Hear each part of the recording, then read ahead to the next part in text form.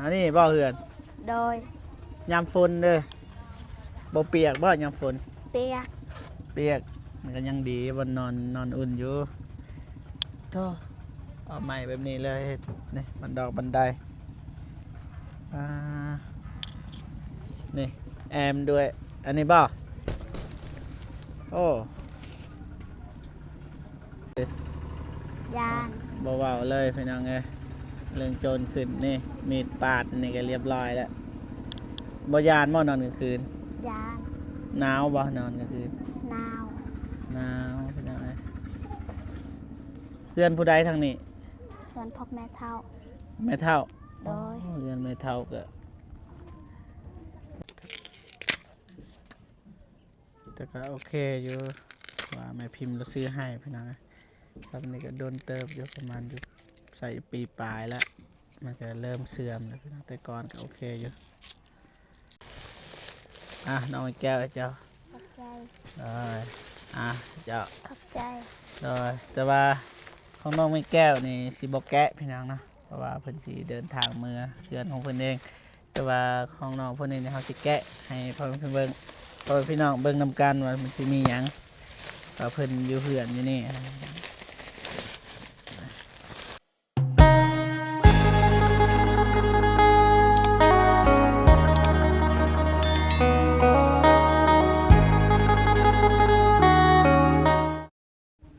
โอเคพี่น้องนะเปิดภาพมาพี่มาหอดจอดถึงแล้วน้องมีแก้วเพิ่นลัดอยู่ทางว่านี่เฮือนเพิ่นว่าเนาะกราบทักทายสบายดีเด้อพี่น้องเด้อเบิดสุขคนสบายดีเด้อสบายดีฮอดแล้วพี่น้องนะเพื่อนนี่น้องยังก็เข้าทิพย์ธิดาดินเข้าทิพย์นี่มาฮอดจดถึงแล้วอันนี้บ่เพื่อนโดยพาไปเบิ่งเพื่อนเบิ่งป่ะย่างทางนี้นี่ทางนี้น้องเกี่ยวเบิ่งเพื่อนซานเพื่อนอันนี้บ่เพื่อนโดยยามฝนเด้อบ่เปียกบ่ยามฝนเปียกมันก็ยังดีบ่นอนอุ่นอยู่โธ่เอาใหม่แบบนี้เลยนี่บันดอกบันไดนี่แอมด้วยอันนี้บ่โอ้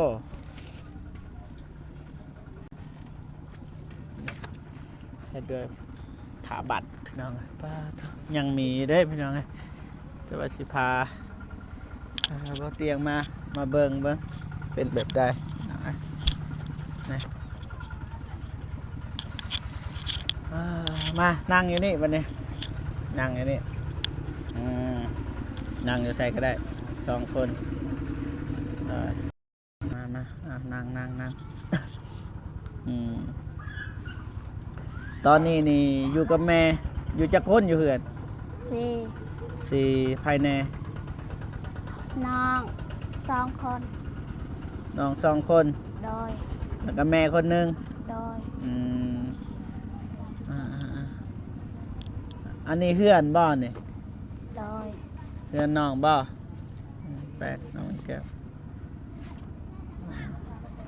เฮือนพุดพี่น้องเอ้ยโจรบุกขึ้นได้ทางนี้เลยบ่ย่านบ่นอนคืยานบ่เว้าเลยพี่น้องเอ้ยเรื่องโจรขึ้นนี่มีดปาดนี่ก็เรียบร้อยแล้วบ่ย่านบ่นอนกลางคืนยานหนาวบ่นอนกลางคืนหนาวพี่น้องเอ้ยเพื่อนผู้ใดทางนี้เพื่อนพบแม่เฒ่าโดยเพื่อนแม่เฒ่าก็เป็นนั่นเลยเครื่องคล้องเอาไว้นั่นนี่เลยเครื่องไผ่น่ะเครื่องพบแม่เฒ่ากับเครื่องเฮาปนกันเลยโดยแสดงว่าตอนนี้นี่อยู่ดินไผ่นี่ดินพ่อเฒ่าแม่เฒ่าต้นแต่เขาจับปลูกกาแฟอยู่เป็นยังไงเพื่อนซานอมข้างก็พอปันกันแล้วพี่น้องไงแต่ว่าเพื่อนนี่นักสุดละนี่เห็ดแบบนี้โอ้บ่ไหวที่ว่าต้นพี่น้องไงอยู่กับน้องเวียงแก้วเพราะว่าทางโบเจ็บนี่โบอยากให้น้องเวียงแก้วมือบ่เป็นอื่นมีแนวสิให้เลยให้เพิ่นทาก่อนพี่น้องไง สารสมบัติตู้เสื้อผ้าอะไรหยังก็น่าสิบ่มีประมาณนี้แหละก็ดีอยู่นอนเสืออ่าอ่าแสดงว่าน้องมีแก้วนี่เฮียนเพิ่นบ่เฮียน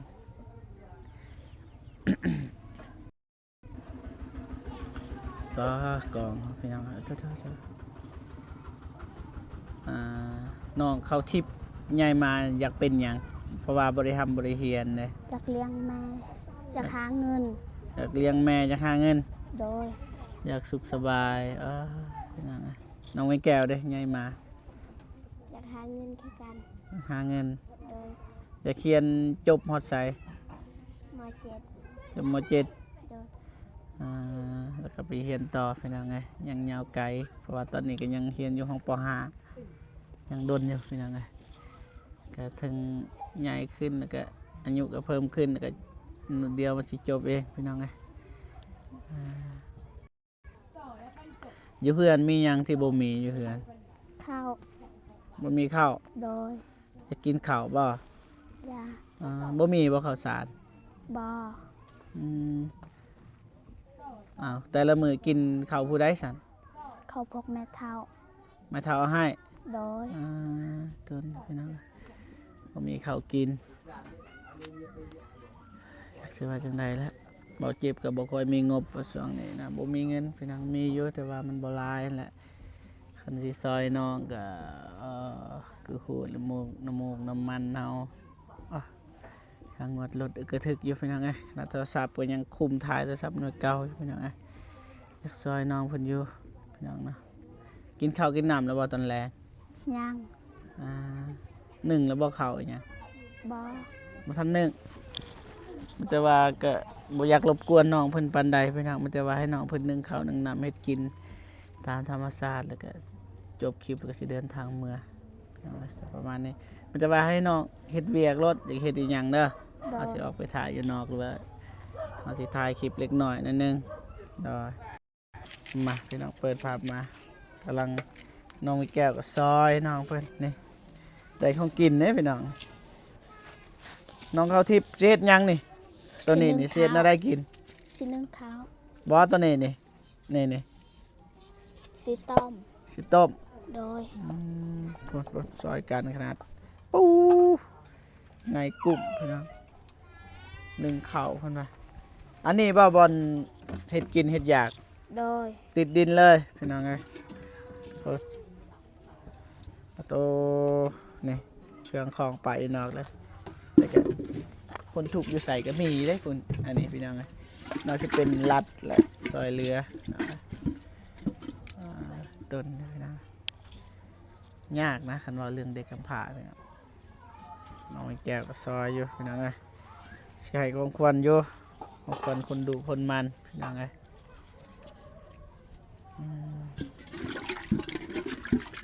ประมาณนี้พี่น้อง ยันซานกันนี่แหละได้สุดท้ายพอพี่น้องเบิ้งอันนี้ก็เพื่อนเท่าไม่เท่า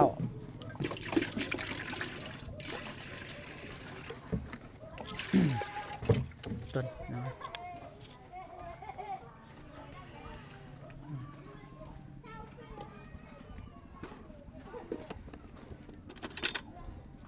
เป็นเบิดนะเด็กหน่อยคืนนี้พี่น้อง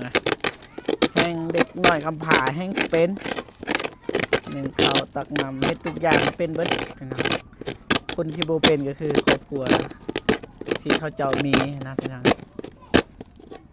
เสียงดังเลยเพราะว่าไม้น้องเพิ่น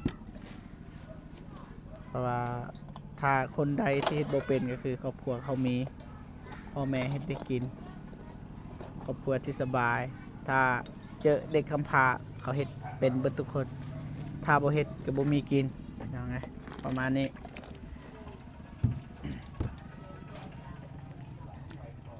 เป็นเบิดนะบ่ต้องบอกบ่ต้องสอน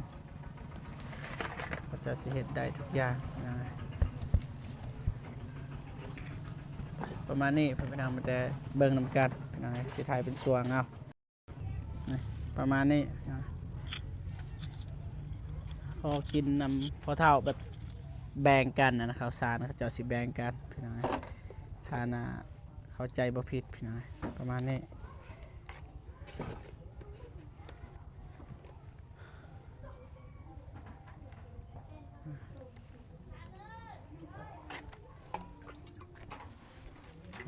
โอ้แตงกินก็ติดดินเลยน้องไงกินเห็ดยากน้องเป็นแก้วมีบ่คนเห็ดได้กินมีเนาะดีเยอะพี่น้องนะอยู่นำแม่ยาก็อีตนน้องเพิ่นก็คือหอดพ่อแม่พอแล้วก็เสียละแต่ว่าแม่นี่ไปสร้างครอบครัวใหม่แต่ว่าพวกนี้นี่พ่อนี่อย่าห่างกันหรือว่าปะกันกับแม่แต่ละคนก็ได้แต่ก็ดีเป็นหมู่กันเชี่ยวกันมาจึงเขาอกเข้าใจกันถ้าบ่ได้เป็นหมู่กันน่าสิยากอยู่พี่น้องนะบางทีก็ดูถูกบางทีก็เว้าใส่กันนั่นนะคือฮู้เลยเด็กน้อยแต่ว่านี่เข้าใจกันเป็นคำพายคือการบทสองพี่น้องนะประมาณนี้แต่ว่าสุดท้ายเป็นช่วงเอาพี่น้องเด้อเนี่ยออกมันแบ่งสิแบ่งกันบ่โดย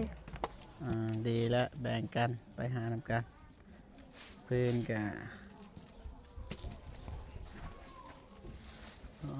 แบ่งกันพื้นก็สิแบ่งกันบ่น้องมีแก้วบ้าบ้าพื้นนี่ให้แต่ผู้นี้บ่ให้แต่น้องเขาทิพย์บ่พื้นมีหรือบ่อยู่เหือนมีหรือบ่น้องมีแก้วมีแต่บ่หลาย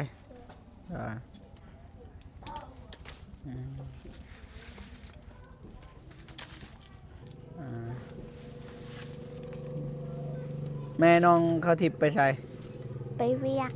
ไปเวียกบ่ท่านมาบ่โดยลายเติบอยู่ได้นี่พี่น้องได้กินได้ลายมืออยู่ได้พี่น้องเอ้ยเด็กหน่อย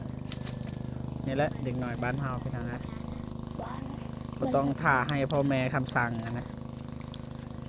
อยากกินยังก็ต้องหาดีบนนี้แหละเฮ็ดให้เด็กน้อยแข็งแรงแข็งแกร่งนะบ่ท้อต่ออุปสรรคไปทาเบิ่งตัวอย่างว่าเด็กในเมืองพี่น้องไงอายุปานนี้บ่มีพ่อแม่นี่อยู่บ่ได้แต่ทางนี้อยู่ได้ถ้าเป็นตัวเมืองก็คือไปขอทานดีอย่างเดียวบ่ขอทานพี่น้องหากินตามธรรมชาติเอาตัวรอดได้นะพี่น้องตัวอย่างว่าป้าบ้านคือน้องเป็นแก้วนี่มันมีคนเลี้ยงเขาจะหากินเองได้แต่มันยากแหละคือครูนะพี่น้อง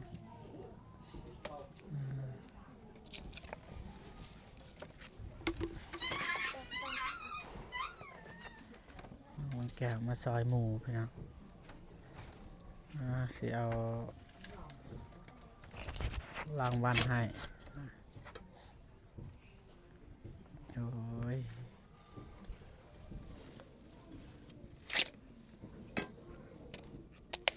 กองเฮามันโบแจงนะพี่น้องกองแจงป้าน่าสิคักอยู่ถ่ายคลิป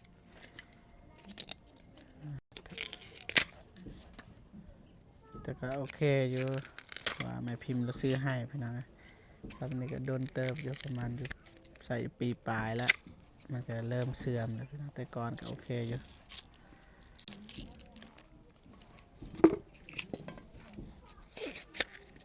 เป็นเลยไม่ต้องบอกไม่ต้องสอนนะพี่น้องอันนี้คือเรื่องจริงพี่น้องบริต่อเติมแล้วก็บริตัดแต่งพี่น้องเป็นเห็ดน่าได้หักกระทายแบบนั้นเลยพี่น้องในระวังรอท่าน้องเพิ่นนึ่งเข้าพี่น้องประมาณนี้เด้อพี่น้องเด้อมาพี่น้องมันจะชิวให้น้องชายเพิ่นจับกล้องให้เขาสิเขาไปซอยน้องเพิ่นผู้จักเป็นจักบ่นะบ่เป็นดอกตัวหน่อยได้อยู่ลงลืมคือกันแหละบ้างนะเบาซอยเด้อ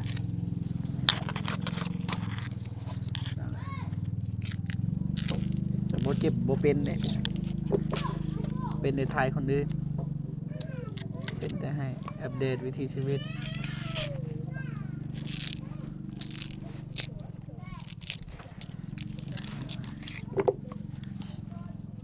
บ้านทงวายคือเก่าพี่น้องอยู่บ้านทงวายเด้อลืมแนะนำบ้านเมืองบ้านทงวาย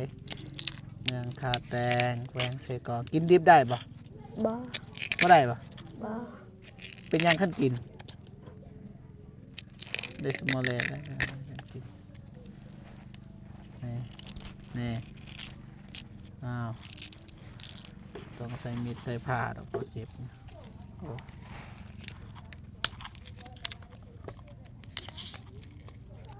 อ่อนว่าได้ปะสำเนีกินได้ปะ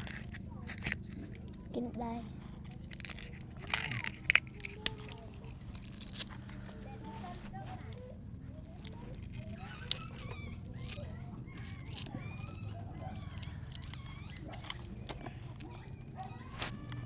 โอ้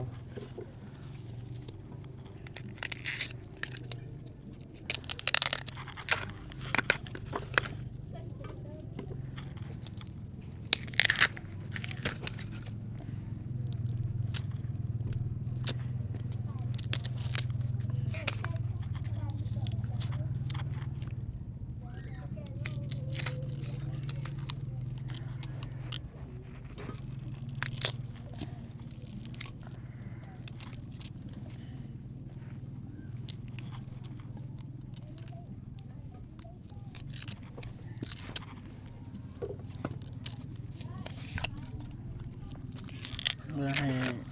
แต่น้องๆเพิ่นเฮ็ดเพิ่นเนาะเฮาบ่แม่นมาเฮ็ดเด้อพี่น้อง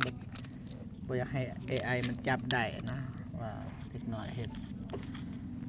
จับมีดจับผ้าให้มีผู้ใหญ่เข้านำ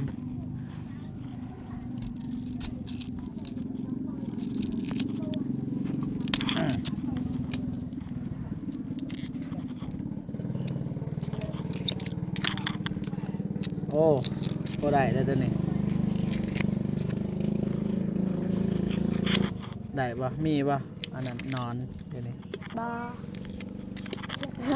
โอ้แข็ง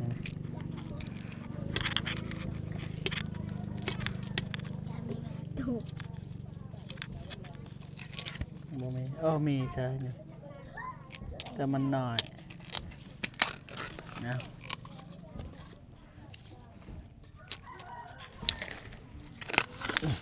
ตัวใหญ่คันได้ขนาด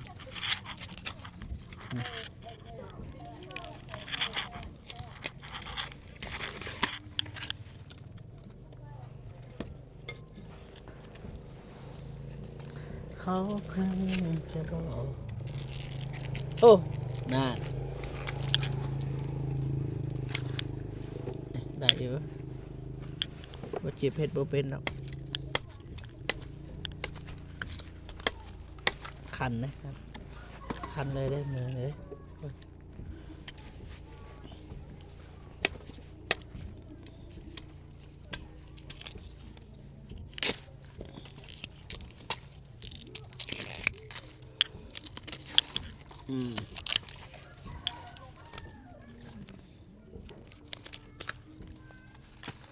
อ้าว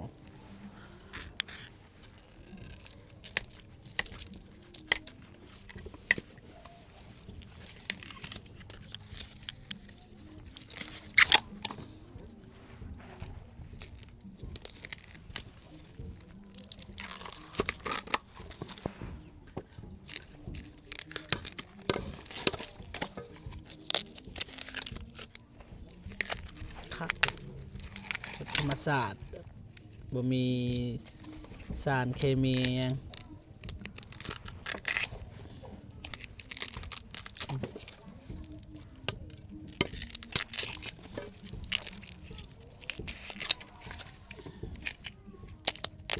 โอ้คักเลยกินอย่างนี้นะโคตรอ่อนเลยเดี๋ยวโอ้คักจะกินดิบเลยไอ้บอนจ้ะกินดิบบ่ได้ปะนี่เห็ดแล้วเนี่ยอ้าวนี่อ้าวได้อยู่สินี่เกี่ยว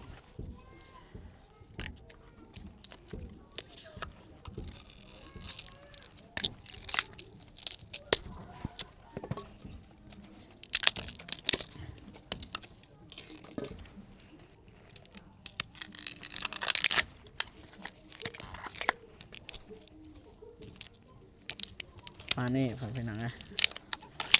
เป็นพิธีซื้อได้พี่น้องบ่ว่ากันนะคันโบนังนี่ก็นะว่าAI มันย่านไปเบิดนะเห็นนะก็ได้พี่น้องย่านแต่มันบ่ถือย่านผิดกฎเอาได้ทำไม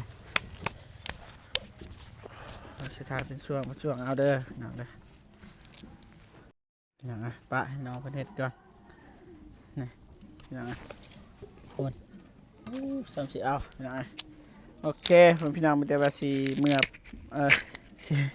สีมอบเครื่องมอบคองก่อนให้น้องเพิ่นเด้อน้องมาพี่น้องมาผักพรก่อนมาพี่ก่อนไปพรกันมันสิมืดมันสิค่ำเลยน้องประเทศเบียกมาขึ้นไปทั้งเทิงขึ้นไปแปลงก็ได้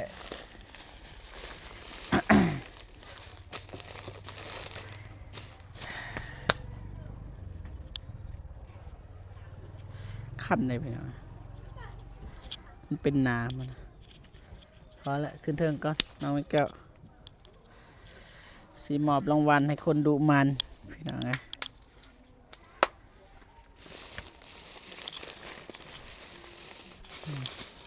มาขึ้นมา เป็นหนาพ่นไปพ่นหนาพ่นหยับมาพ่นหนึ่งอยู่นี่มาพ่นหนึ่งก็ได้มาน้องแก้วเจ้า ขอบใจ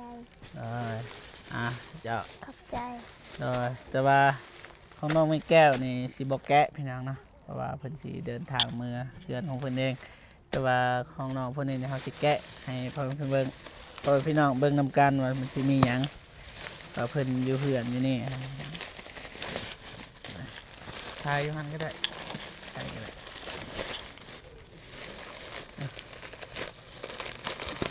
นี่มันจะมีอยู่นี่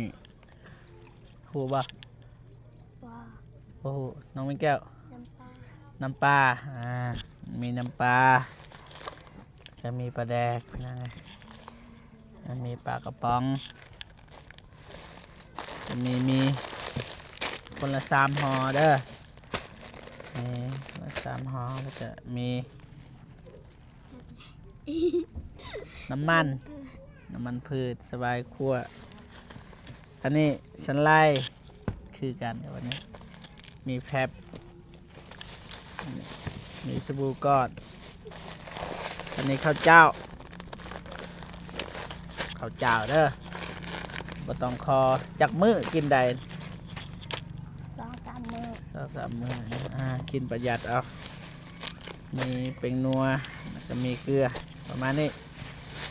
อันนี้ก็คือของผู้ใหญ่จากต่างประเทศให้ทางเบาเมกก็จะทางเบานงแล้วก็เบาเจ็บเพชรทงยางซีบมาไปแจกยายคนที่ด้อยโอกาสพอดีเขาเจอน้องเพิ่นน้องเขาทิพย์พี่น้องเขาก็เลยแจกแล้วก็เอาให้ทงหนึ่งให้น้องเวียงแก้วบ่ฮู้ว่าสิเหมาะสมหรือบ่ทางเบาเจ็บก็เหมาะสมสุดแล้วที่เขาสิเอาให้ส่วนที่เหลือเขาก็สิไปแจกให้คนอื่นต่อไปอย่างไรถามว่าให้น้องฮานน้องสลีก็น้องๆเพิ่นก็ใหญ่แล้วก็พ่อแม่อะไรพี่น้องเขาสิเก็บไว้คนอื่นซะพี่น้องคนที่ดอกก็คือนี่แหละความฝันของน้องเพิ่นก็คืออยากได้ข้าวสารเพราะว่าข้าวสารบ่มีตอนนี้ก็อาศัยทางพ่อเฒ่าแม่เฒ่าอาศัยทางพ่อเฒ่าแม่เฒ่ากินแต่ละมื้อแต่ละเว้นก็ได้ว่าตัวนี้ก็นี่แหละมีเขาก็บ่มีหยังแต่สิเอามีคอมโบตูนให้เราถ่ายอยู่นี่ก่อนเด้อหยุดคลิปก่อนก็ได้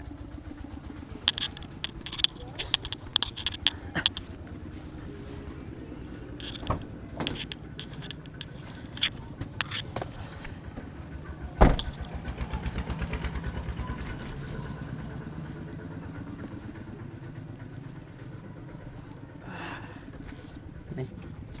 พอดีมีของบอตูนแล้วซื้อให้พี่น้องเลยเพื่อจากเราแบ่งปันให้น้องเดิมแน่แล้วก็ไปกินอยู่เพื่อนน้องพินแน่แล้วก็เอากระแจก บางทีบ่เจ็บก็กินแหน่พี่น้องแต่ก็แบ่งให้มือกองบ่เจ็บแต่ก่อนนะบ่เดียดนะ4 ธงบ่ตัวนี้ก็สิแบ่งให้พี่น้องเพิ่นอีกพี่น้องอ่ะ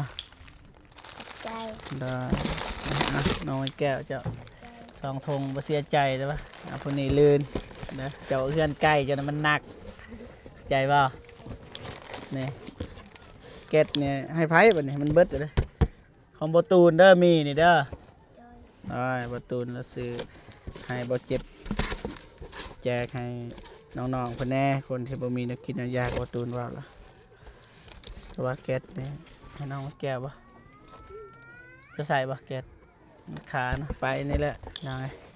ก็ประมาณนี้พ่อพี่น้องเนาะก็บ่มีหยังหลายนะก็ขอบใจหลายๆนะก็ประมาณนี้มีนี่อันนี้นี่มีอันนี้เป็นของบ่ตูนอันนี้ก็คือของผู้ใหญ่ใจบุญนั่นแหละเพิ่นซอยน้องนูเพิ่นซอยน้องนูเลยส่วนที่เหลือก็แม่นเฮ็ดถุงยางชีพให้คนที่ได้โอกาสพี่น้องเนาะแต่ว่าฝากให้เจ้าน้องขอบอกขอบใจขอบคุณเด้อเป็นอยู่บ่น้องมันแก้วเป็นอยู่บ่เป็นบ่พนมมือฝากขอบอกขอบใจผู้ใหญ่เพิ่นเด้อเอานบมือแล้วก็อวยพรขอบอกขอบใจเพิ่นเป็นบ่บ่เป็นก็ให้น้องมีแก้วก็ได้น้องมีแก้วเป็นบ่เป็นมาเอาไม้ให้ก็ได้เอาไม้มื้อหน้านี่ให้น้องเขาทิพย์นี่ซ้อมไว้เด้อซ้อมขอบอกขอบใจขอบคุณผู้ใหญ่เพิ่นพนมมือขอบอกขอบใจผู้ใหญ่จะบุญจากต่างประเทศก็ได้แล้วก็บ่ตูนนำว้าวขอบใจผู้ใหญ่ใจบุญทุกท่านและกะเบาตูนขอให้ทุกท่านมีสุขภาพแข็งแรงขอให้ร่ำให้รวยตลอดมือเบิดบ่สาธุประมาณนี้พี่น้องโอเคพี่น้องเนาะจังไดก็บ่เจ็บก็สิขอบใจแทนน้องๆเพิ่นเนาะจังไดก็ขอบใจขอบคุณนะผู้ใหญ่ใจบุญที่ไว้วางใจให้ทีมงานเป็นสะพานบุญนะจังไดก็ขอให้ผู้ใหญ่ใจบุญเพิ่นนะที่อยู่ต่างประเทศนะแล้วก็พร้อมด้วยบ่ตูนนะขอให้สุขภาพแข็งแรงปรารถนาสิ่งใดขอให้ได้สิ่งนั้นเนาะให้มาเท่าใดก็ขอให้ไหลกลับคืน100 เท่าพันเท่าเด้อนะสาธุโอเคมีแต่ว่าประมาณนี้เด้อมีหยังเก็บไว้ตัวนี้คือแผบสบู่เอาไว้ใส่ตัวนี้คือการล้างถ้วยเพราะว่าทางนั้นบ่เห็นซ้ำนี่ถ้วยบ่วงก็ประมาณนี้แหละพี่น้องเด้ออันนี้ก็เฮ็ดกินให้แม่นะประมาณนี้พี่น้องเนาะบ่เจ็บก็ขออนุญาตเดินทางก่อนเด้อพี่น้องเด้อประมาณนั้นเด้อน้องแก้วกลับก่อนมื้อหน้ามื้อเน้อมีเงินเดี๋ยวสิซื้อให้เด้อข้าวอันเด้อถ้าบ่มีก็ติดหนี้ไว้ก่อน ประมาณนี้พี่น้องอีกต้นพี่น้องน่าถึกต่ำนะพี่น้องมันบ่มีมองต่างนะนี่อย่างประมาณนี้ไปเฮ็ดเวียกต่อน้องไอ้แก้วชื่อเด้อธงของน้องอย่างนั้นละจะหน่อยแบ่งตัวนี้แล้วก็เอามือพี่น้องไงก็ประมาณนี้พี่น้องเนาะโอเคพี่น้องบอจิบกับชิทายพร้อมๆกันแล้วชิจบคลิปปันนี้นะเรียนซานกับประมาณนี้พี่น้องเรียนซานล้าน8ประมาณนี้เด้อพี่น้องจะได้ก็ฝากพี่น้องเนาะฝากพิจารณาครอบครัวของน้องเข้าทิพย์พี่น้องไงเป็นอะไรประมาณนี้โอเคพี่น้องบอจิบกับจบคลิปก่อนนะจะได้ก็ขอบใจขอบคุณ14ทุกท่านนะที่ขาดบ่ได้ก็คือขอบใจขอบคุณผู้ใหญ่ใจบุญทุกท่านนะที่ให้ที่ไว้วางใจบ่เจ็บเป็นสะพานบุญในครั้งนี้นะจังใดก็ขอให้ผู้ใหญ่ใจบุญทุกท่านพร้อมด้วยเพื่อนของบ่เจ็บนะบ่ตูนที่ไว้วางใจบ่เจ็บเป็นสะพานบุญนะจังใดขอให้ทุกท่านทุกคนนะจงมีแต่ความสุขสุขภาพแข็งแรงเด้อปรารถนาสิ่งใดขอให้ได้สิ่งนั้นเบิดสุขสุขคนนะสาธุเจอกันคลิปหน้าพี่น้องสำหรับคลิปนี้ สบายดีเด้อขออนุญาตจบคลิปก่อนไปเดินทางเมื่อบ้านเมืองก่อนนี่อยากมืดอยากค่ำแล้วพี่น้องนะไปบ๊ายบายเด้อพี่น้องเด้อ